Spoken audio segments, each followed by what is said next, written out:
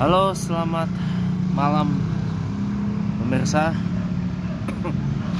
Apa kabar?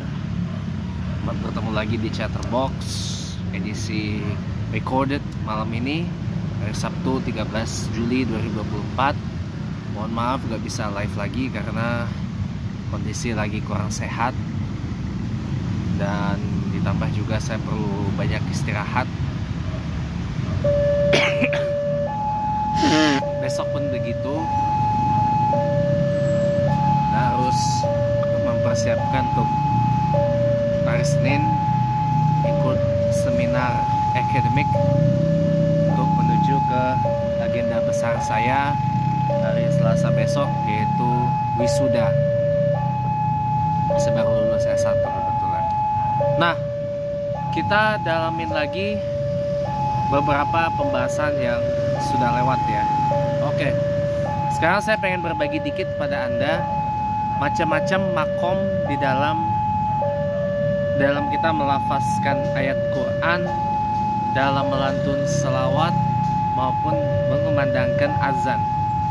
Oke, jadi makom itu bukan 8 kalau makom Arab ya. Ada 9. Cuma yang satu mungkin kurang familiar di telinga Anda. Kita mulai dari, biar sama-sama enak ya, kita dari abjad alfabet biasa ya. Karena kalau alfabet hijaiyah saya kurang hafal. Yang pertama adalah makom ajem. Nah, Anda mungkin familiar dengan makom jiharkah ya. Jiharkah itu adalah anggota dari keluarga besar makom ajem. Selain ada satu anggota terkenal yang lain, yaitu Ushairan, ajem Ushairan ya. Pada intinya itu adalah masuk ke dalam keluarga makom ajem. Kalau kita lantunin, nanti habis kereta lewat ya, dia nadanya akan naik terus. Begini, kalau paling mudah azan aja ya, kayak gini misalnya, Allahu Akbar, Allahu Akbar, Allahu Akbar, Allahu Akbar, asyhadu an la ilaha illallah. Nah, cukup, kata yang lewat lagi. Jadi kalau makom jiharka, makom ajem syairat itu pastinya adalah makom ajem. Itu yang pertama. Yang kedua, makom yang umum kita dengar, yaitu bayati. Bayati ini adalah makom yang temponya slow ya, mendayu-dayu, mengayun-ngayun gitu ya. Dan dia temponya cenderung pelan gitu.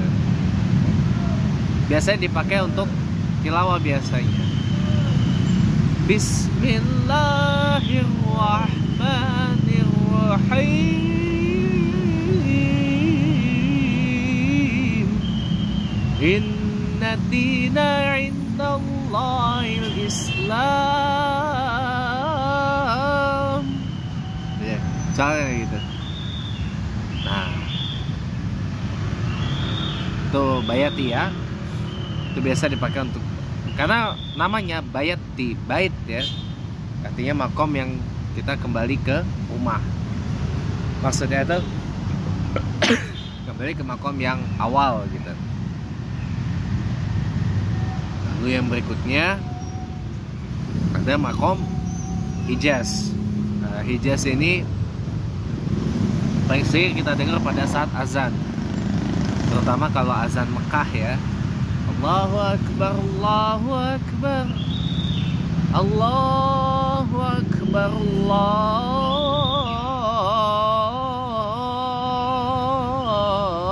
Akbar, asyhadu an la ilaha illallah gitu. Dah. Bayati itu tadi lupa. Bayati ada anggota makom yang anggota keluarga atau submakom yang terkenal, ada dua. Bayati Husaini dan Bayati Syuri. Ada juga yang terkenal lain, Bayatain, Nahafat dan sebagainya. Kalau Hijaz, anggota makomnya ada Hijazkar, Hijazain, ya, dan masih banyak lagi.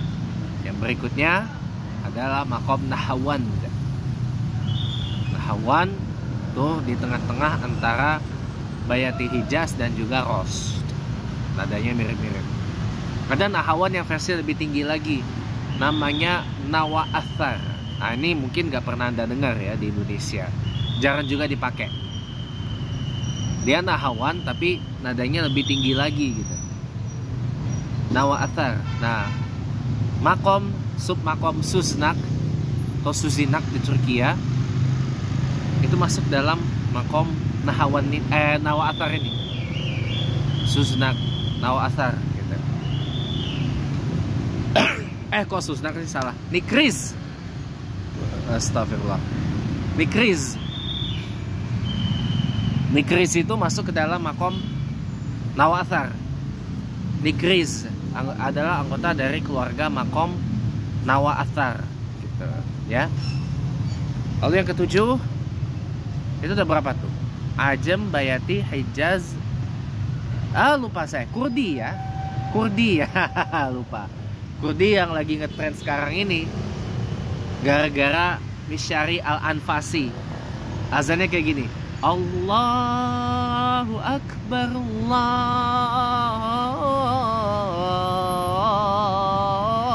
Akbar. Nah yang umum ya, kalau yang subuh kayak gini. Allahu Akbar, Allahu Akbar.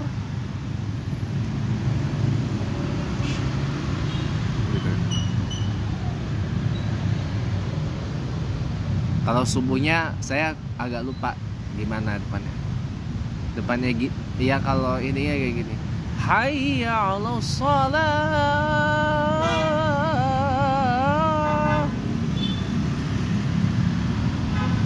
Hayya 'alas shalah.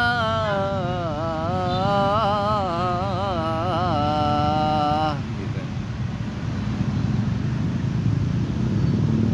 Tuh kalau subuhnya. As-salatu khairum minan naum. Saya agak lupa kalau subuhnya. Saya apalagi yang di luar subuhnya itu. Kalau Kurdi ya. Kalau Kurdi Saudi itu kayak gini. Allahu Akbar, Allahu Akbar, Allahu Akbar, Allahu Akbar. Asyhadu an la ilaha illallah. Nah cukup.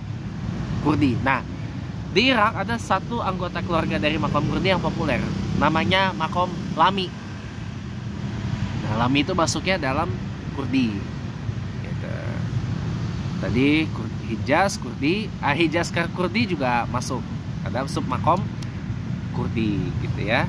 Di Ajam, Bayati, Hijaz, Kurdi, Nahawan, Nawathar, berenam ya. Nah 7 sekarang. 7 ras yang tadi saya bawa pas azan maghrib di seperti biasa di Musola Al-Ikhlas Polsek Sanggerahan ya. Itu ras Misri ya. Saya banyak pakai dari Kari almarhum Abdul Basit Abdul Samad kalau yang ras Misrinya. Waktu ada mobil apa mendadak mati biasanya mobil manual kayak gitu ya. Nah ras itu pemirsa memiliki beberapa anggota keluarganya. Yang terkenal yang ada di saya ada 2, Mahur dan Susnak. Nah itu yang benar. Mahur, ras Mahur ini yang paling susah, bahkan paling langka. Ras Mahur ya. Kayak tadi tuh pas saya azan, Allahu Akbar, Allahu Akbar, Allahu Akbar, Allahu Akbar. Kalau sholatnya Alhamdulillahirabbil alamin Ar-Rahmanir-Rahim. Dah. Tuh ya, terus. Dia makin tinggi, dia tegas gitu karakternya. Karakternya dia tegas kalau Ros itu. Dia semangat. Nah, tapi semangat tentunya nurun lagi. Ada Soba. Soba ini dibanding Bayati dia lebih mellow, lebih melankolis, lebih ngayun, lebih mendayu-dayu lagi nadanya. Kalau Soba ya, kalau Soba.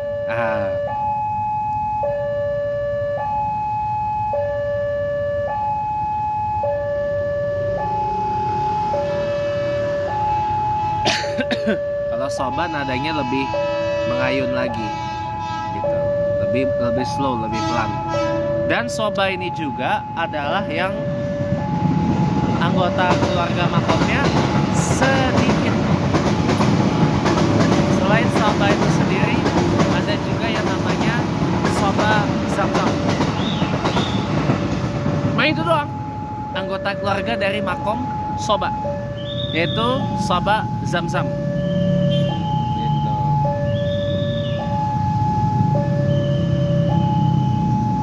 Itu ya kawan-kawan ya. Selain Soba ada juga Soba Zamzam. Nah dia melo banget. Kalau sholatnya tuh, Al-Fatihahnya tuh kayak gini. Alhamdulillahirabbil alamin Ar-Rahmanir-Rahim Maliki yaumiddin. Dah.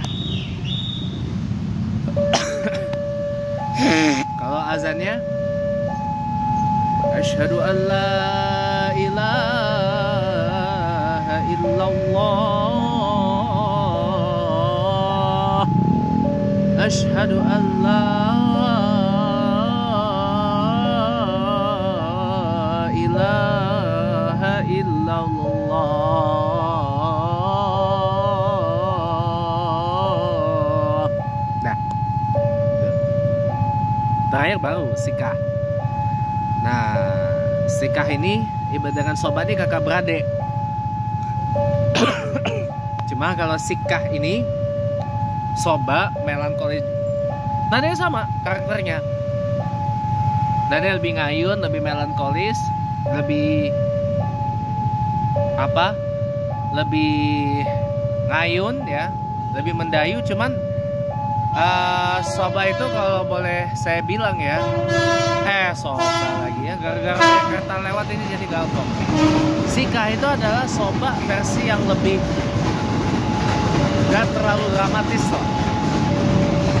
Kalau Soba kan dramatis banget, lebih dramatis daripada Bayat. Gitu. Jadi Soba dan Sikah itu ibaratnya kakak adik. Cuman kalau Sikah itu Soba versi yang lebih energik gitu.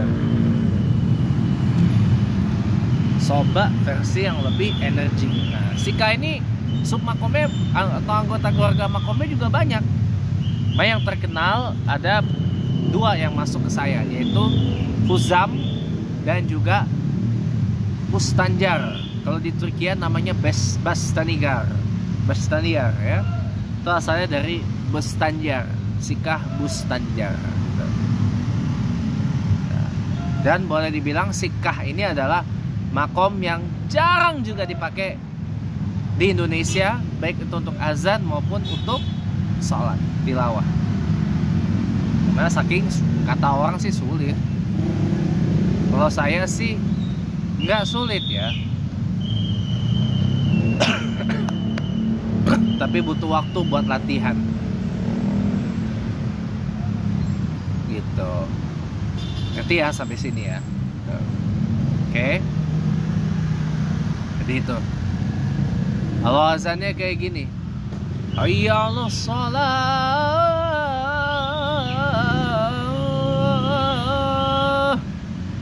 Hayya 'alas shalah.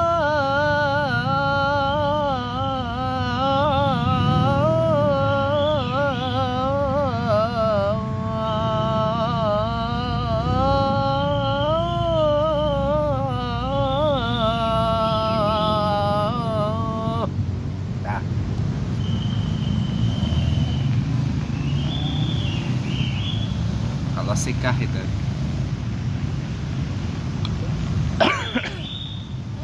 Dia sama kayak soba, ada miripnya dengan soba, tapi versi yang lebih energik lagi. Itu kalau sikah, ya. Karena sebenarnya baik soba atau sikah tuh termasuk makom yang enak kok, makom yang sejuk gitu.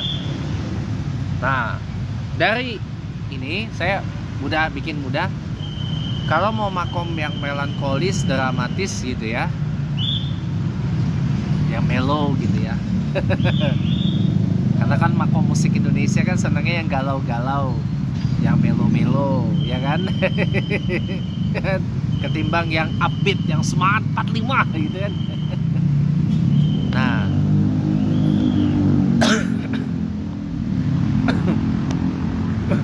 untuk salat, untuk azan, untuk tilawah,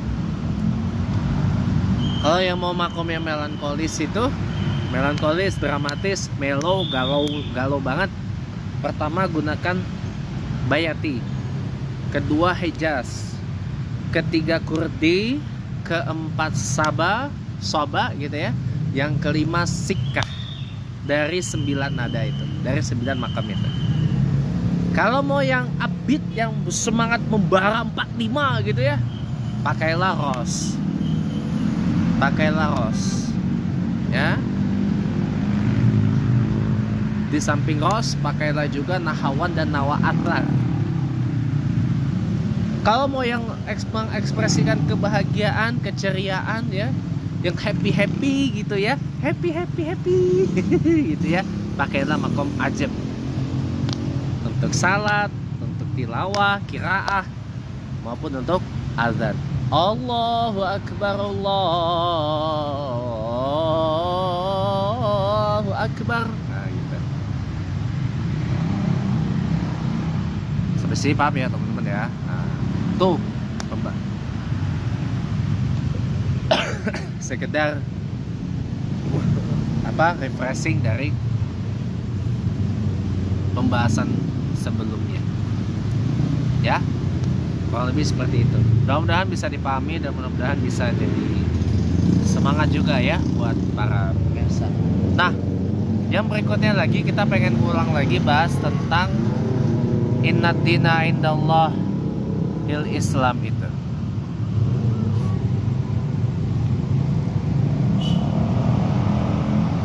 Innad dina indallahil Islam. Bahwa Islam itu adalah agama yang diridai dan dibenarkan oleh Allah. Islam jelas agama yang benar karena Allah sendiri yang mengatakan dalam Quran surah Al-Hajj ayat 78,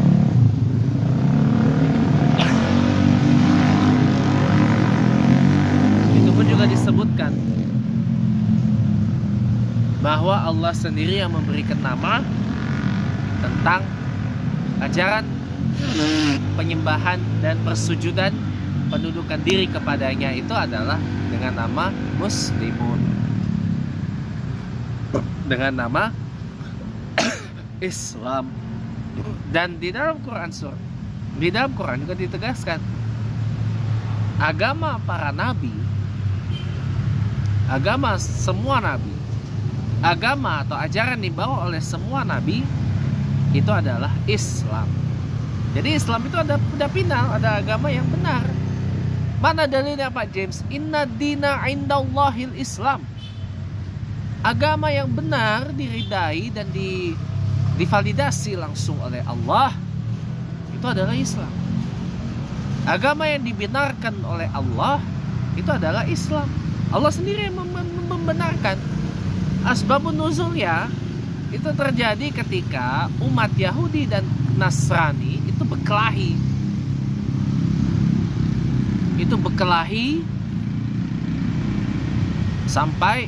sampai ribut, adu jotos, karena mengklaim bahwa Yahudi mengklaim ajarannya yang paling benar, Nasrani mengklaim ajaran mereka yang benar. Allah lerai perkelahian mereka itu. Inna dina indallahil Islam. Agama yang dibenarkan oleh Allah ialah Islam. Agama yang divalidasi langsung oleh Allah adalah Islam. Iya, Allah sendiri yang memberikan nama ajaran penundukan dan penyembahan dirinya bernama Muslim, bernama Islam. Makanya kenapa saya bangga menjadi seorang Muslim, dan saya gak akan mau pindah-pindah, apalagi ditarik-tarik oleh misionaris Kristen gitu ya, terutama pemilik akun TikTok Christian Parlente itu. Saya gak mau. Jangan harap dan jangan mimpi gitu bahwa saya akan kebawa ke sana. Kenapa? Karena itu jelas ajaran yang tidak dibawa oleh,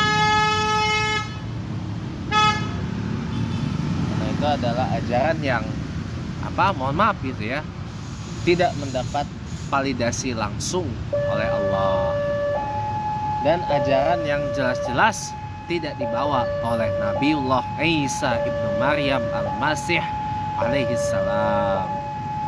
Nah, Nabi Isa ibnu Maryam alaihi salam, atau lengkapnya Isa ibnu Maryam al-Masih alaihi salam, atau Iso Hamesio, Yesua Hamesiah dalam bahasa Ibrani itu, diutus oleh Allah kepada Bani Israel membawa apa? Agama tauhid. Membawa ajaran penyembahan dirinya, penyembahan bersujud kepada Allah.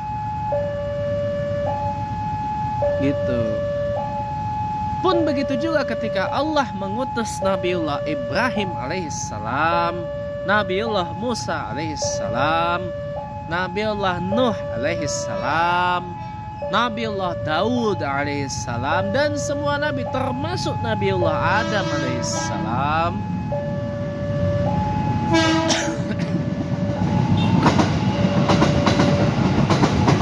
Itu adalah agama.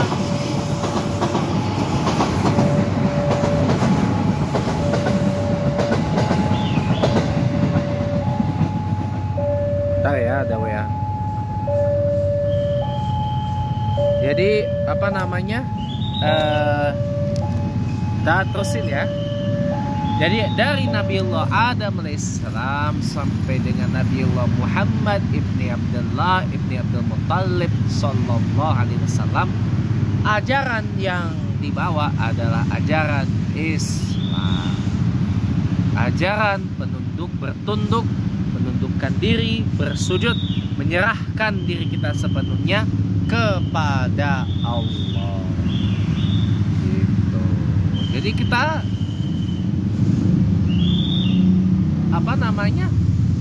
mengikut. Jadi kita ini adalah ajaran yang memang diajarkan langsung oleh Allah.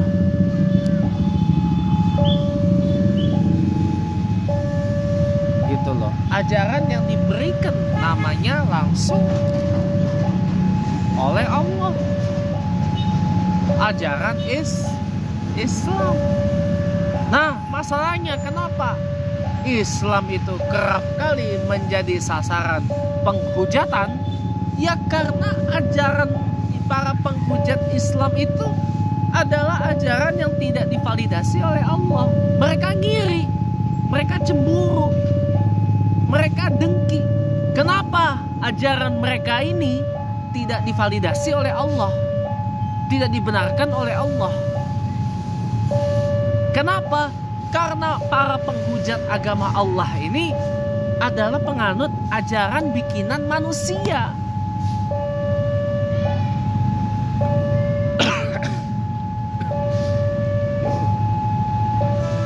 Ajaran bikinan manusia itu jelas ada kekurangannya. Seperti konsep ketuhanannya saja belum final.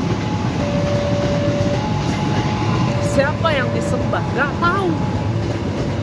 Apa aja yang bisa dituhankan tuh disembah, dituhankan. Minum dulu. Karena itulah intisari dari ajaran mereka, menyembah apa yang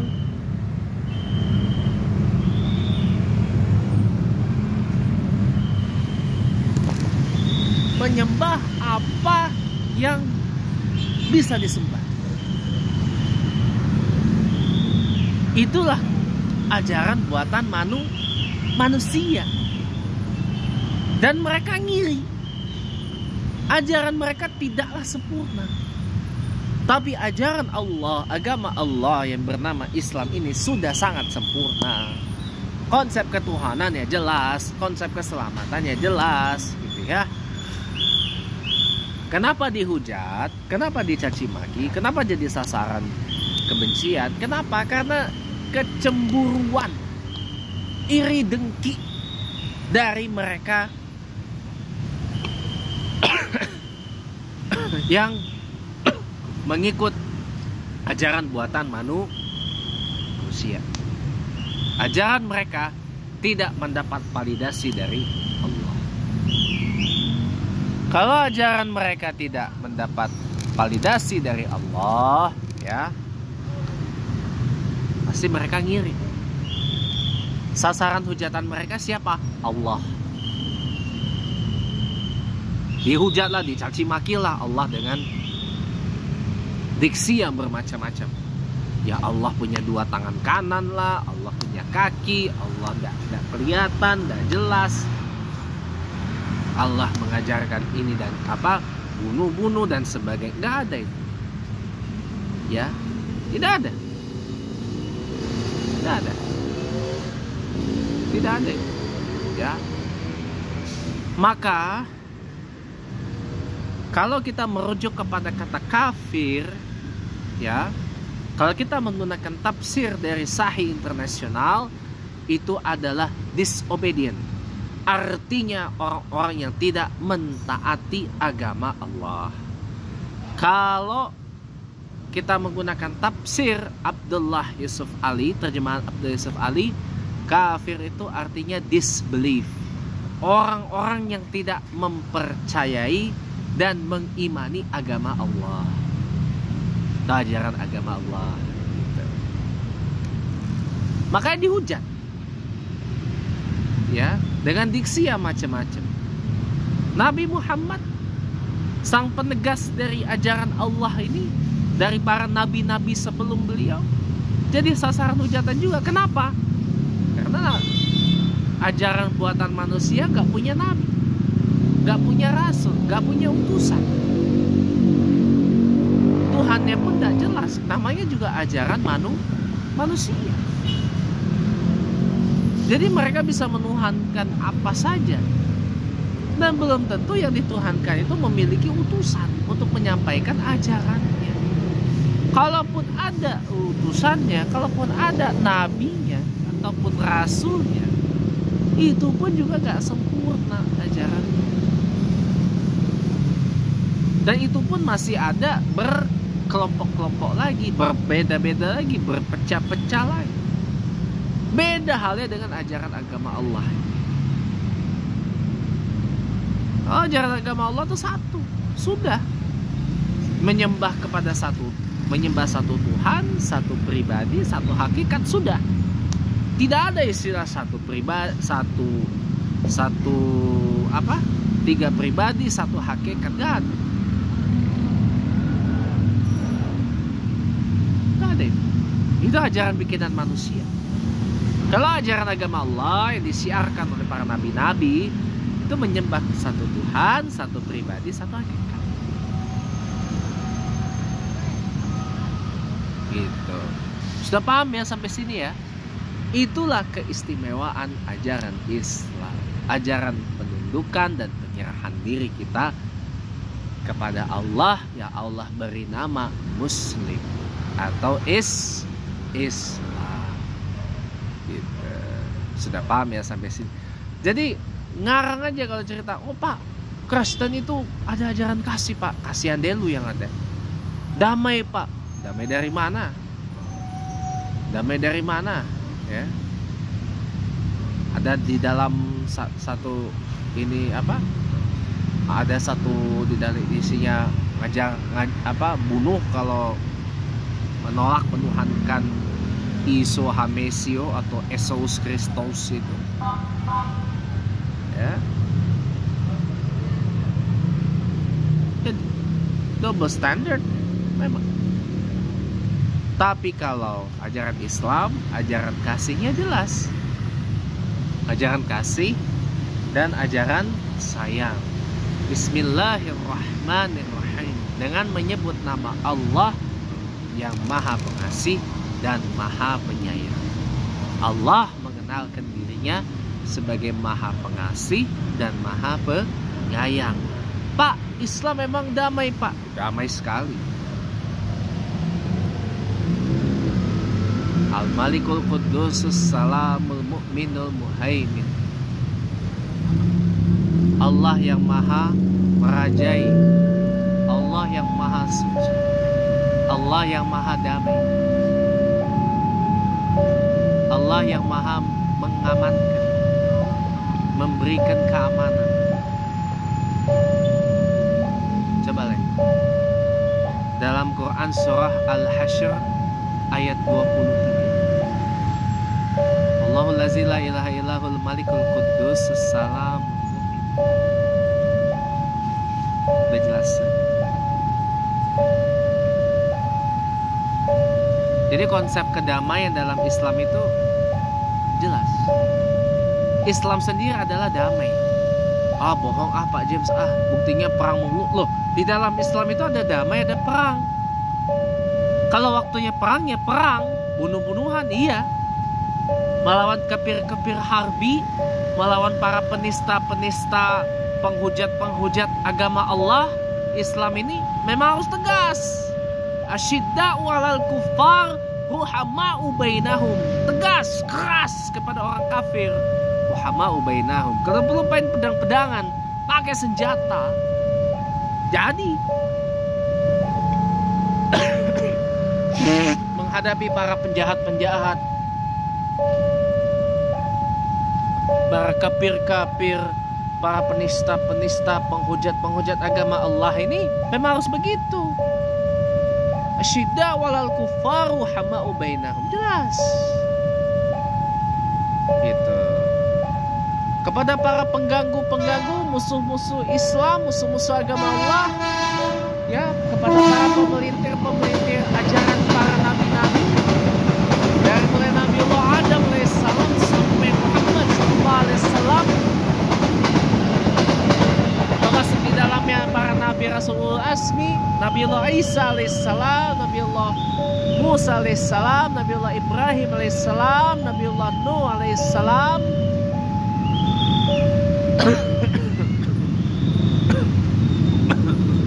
Ya, adalah para pembawa agama Allah, pengajar agama Allah yang bernama Islam Muslim ini. Dipelintir ajarannya mesti diperangi. Asyidda walal kuffar ruhama'u bainahum, itu berlaku. Perang gitu loh. Bunuh-bunuhan pun jadi. Ya, tusuk-tusukan, tembak-tembakan jadi. Kalau damai ya damai. Gitu loh. Jadi nggak melulu tiap ini jihad, perang gitu. Jihad itu nggak mesti juga begitu. Nafkahin keluarga saja sudah jihad. Nggak perlu harus perang-perang seperti itu. Harbi, harb kayak gitu kan. Tahu nggak asal arti sebenarnya dari kata harbi? Harbi itu artinya perang. Ya, kafir harbi itu artinya apa, Pak James? Orang kafir, orang luar agama Allah, orang yang tidak percaya agama Allah, orang yang mengingkari ajaran agama Allah ini, tapi dia ngajak perang, itu mesti kita perangi. Ya, penista-penista agama Allah ini mesti diperangi. Kalau perlu pakai senjata, jadi angkat senjata, angkat pedang, angkat pistol, itu kalau diperlukan. Kalau nggak itu cukup dengan hati, atau nggak dengan lisan. Gitu. Tapi kalau tidak masuk dalam harbi, ya kita wajib menjaga itu. Makanya masuk dalam kafir dhimmi. Orang luar, orang yang tidak percaya agama Allah, orang yang tidak mengikuti agama Allah, orang yang tidak mengimani agama Allah, tapi dia tidak mengajak perang. Nah, itulah yang disebut zimmi. Ya. Jadi sudah final ya teman-teman ya, bahwa ajaran agama Allah ini tidak ada kekurangan satupun, sudah sangat-sangat amat sempurna, dan agama Allah yang bernama Islam inilah yang benar-benar diridai dan divalidasi langsung oleh Allah Subhanahu wa ta'ala. Tidak ada lagi, karena selebihnya itu adalah ajaran bikinan manusia. Ya, semoga kita semua diwafatkan oleh Allah dalam keadaan Islam. Wa ma la tamutunna illa wa antum muslimun. Saya akhiri dulu malam ini. Mohon maaf kalau tonnya agak serius ya. Selamat malam. Assalamualaikum warahmatullahi wabarakatuh.